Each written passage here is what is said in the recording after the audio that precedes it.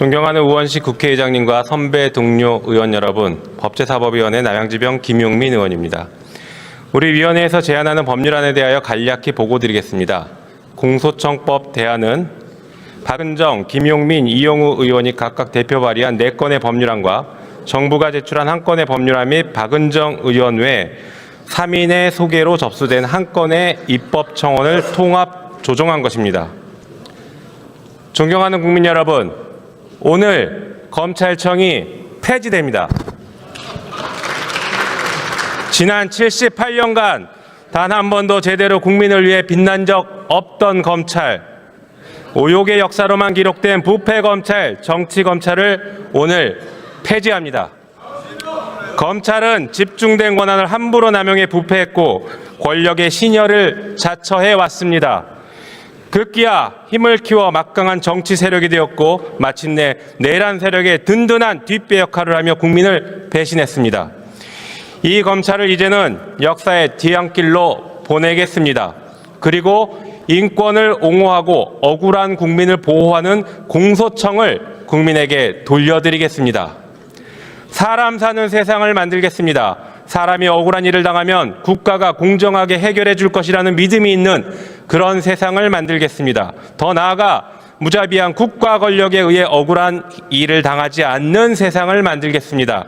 오늘 국회는 모두가 사람답게 사는 세상을 만드는 최소한의 개혁을 단행합니다.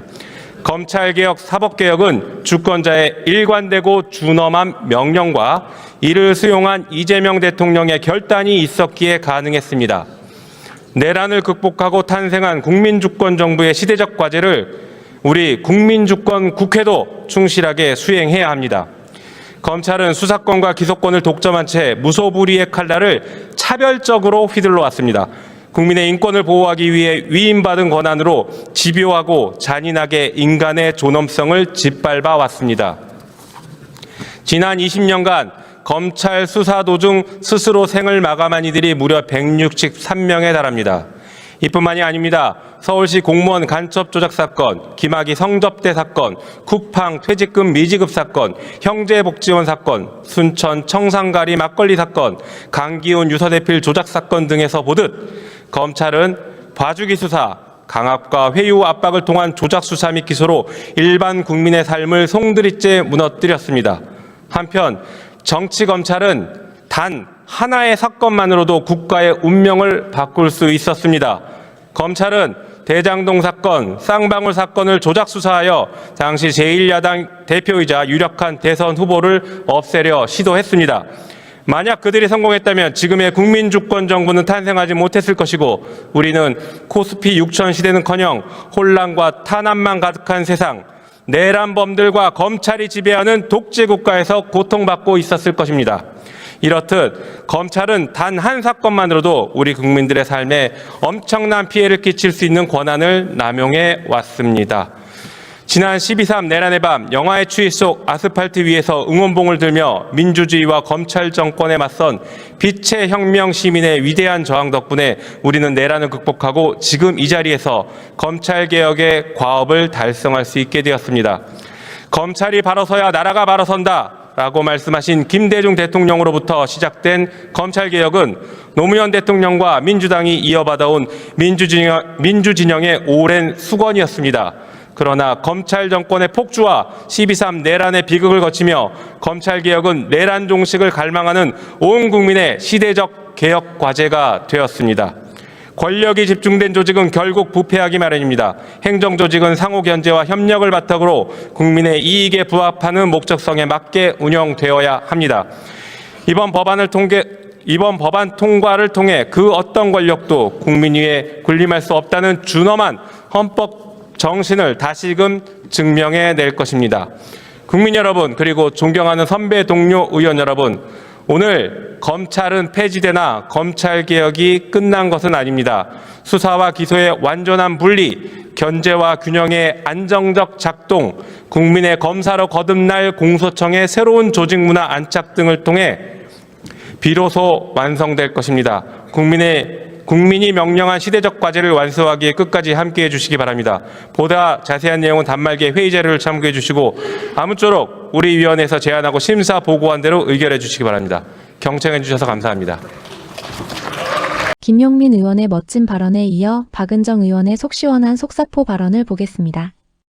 오늘 법사위는 78년 동안 무소불위의 권력을 휘둘러온 검찰청 페이지를 덮고 오직 국민의 인권 수호와 기소, 공소 유지를 담당하는 검찰권의 본래 기능에 충실한 공소청이 출범하는 역사적인 첫걸음입니다. 그동안 검찰은 수사권과 기소권이라는 양날의 칼을 쥔 채 보수에 참칭한 수구 정치 권력이 원하는 대로 그 권한을 남용하고 정치적 유불리에 따라 선택적으로 수사하고 기소해 왔습니다. 수사는 조작했고 기소를 기획하면서 형사사법 절차를 오염시켰습니다. 쌍방울, 대북 송금 조작 사건이 그랬고 서해 공무원 피격 사건이 그랬습니다. 간첩 조작 사건이 그랬고 김학의 성폭력 사건이 그랬습니다. 검찰권 앞에서 공정과 상식, 정의와 형평은 형해화되었습니다. 쿠팡의 노동자들이 퇴직금을 받지 못하는 동안 검찰은 야당의 유력 정치인을 탄압하고 조작 수사해서 기소했습니다. 군부 독재 정권 시절 국민들의 피땀으로 민주화에 성공했지만 검찰은 그렇지 못했습니다. 독재 권력의 충실한 사냥개가 되어 정적을 제거하기 위한 용공 조작에 부역하고 야당 정치인을 정치적으로 재기불능 상태로 만들기 위한 폭주를 멈추지 않았습니다. 12.12 군사 반란 주범들에게는 성공한 쿠데타는 처벌할 수 없다는 망언으로 불기소 처분하였고 1980년 광주 학살의 책임자에게 면죄부를 주려 했습니다. 그러나 반성은 없었습니다. 오히려 검찰총장 윤석열을 보위하기 위한 집단에서 내란 우두머리 윤석열의 애완견으로 전락하는 길을 선택했습니다. 권력을 견제하고 감시해야 할 검찰의 폭주를 방기한 결과가 어땠습니까? 국법 질서를 유린한 12.3 내란의 비극으로 이어졌습니다. 대한민국 검찰이 제 역할을 했다면 대통령의 위헌적 계엄도 민주주의의 총칼을 들이밀었던 망상적 비극도 결코 일어나지 않았을 것입니다. 12.3 내란 청산의 출발이 올바른 검찰개혁에서 출발해야 하는 이유입니다. 시민들의 내란 청산의 열망을 담은 공소청법 제정안은 수사와 기소를 완전하게 분리하고 그 다리를 끊어내는 국민 집단 지성의 요체이자 치열하게 수기해서 마련한 결과물입니다. 공소청 검사에게는 어떠한 종류의 수사권도 남겨두지 않아야 한다는 국민의 명령에 따라 정치적 외압과 인간의 확증 편향 오류를 최소화한 공정한 형사사법 시스템으로의 대전환을 앞두고 있습니다. 오늘 우리 위원회에서 심사하는 공소청법의 통과로 검찰의 폭주를 끝내고 모든 국민이 법 앞에 평등한 국민 주권의 민주정의의 길을 열 수 있을 것입니다. 우리는 촛불을 들었던 대한국민의 빛의 혁명을 완수해야 하는 주권자의 대리입니다. 오늘 공소청법 제정안의 통과는 끝이 아니라 시작입니다.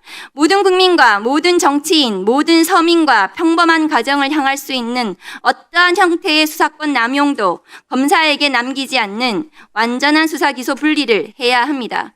장관님, 오늘도 이 공소청법을 통과시키는 오늘도 검찰 2+의 검사들이 이 공소청법에 대해서 비난하는 글을 쓰고 있습니다. 그리고 검사들이 언제부터 특사경 지휘 감독권을 제대로 잘 행사했다고 특사경을 지휘하지 않으면 마치 나라가 무너질 것처럼 지금 언론에 도배를 시키고 있습니다.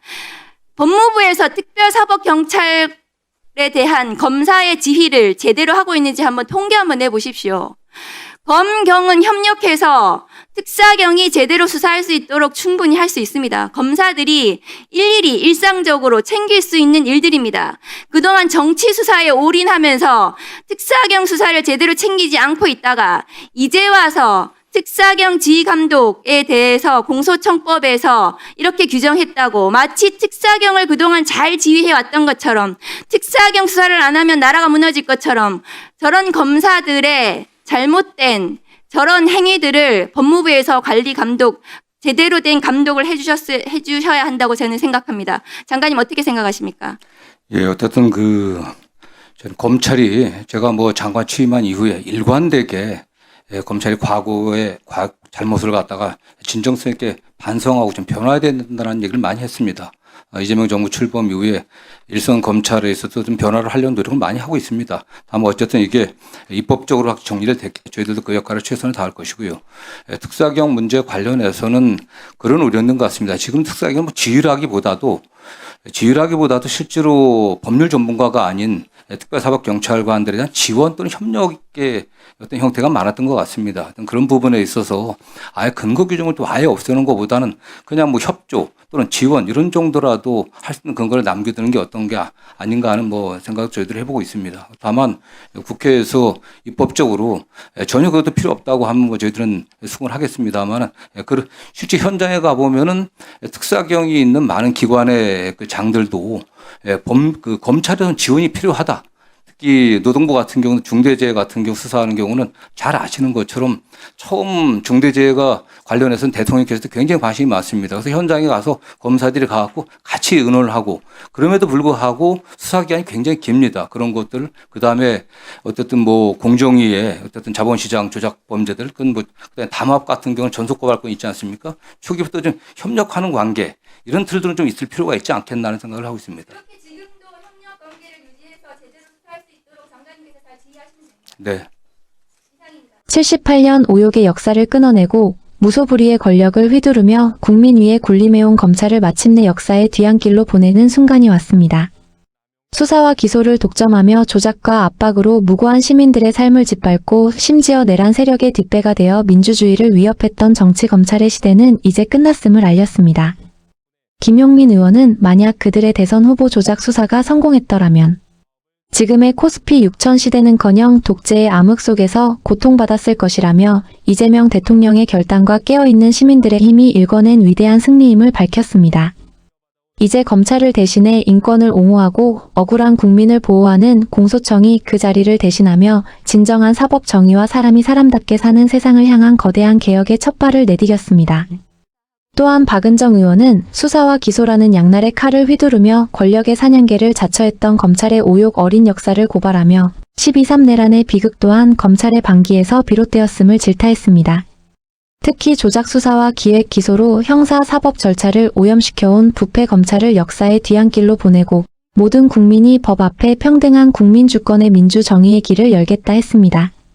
검사들에게 단 한 뼘의 수사권도 남기지 않는 완전한 수사기소 분리를 통해 빛의 혁명을 완수하겠다는 그녀의 똑 부러지는 발언은 새로운 사법 시스템으로의 대전환을 열망하는 국민들에게 가슴 벅찬 희망을 선사했습니다.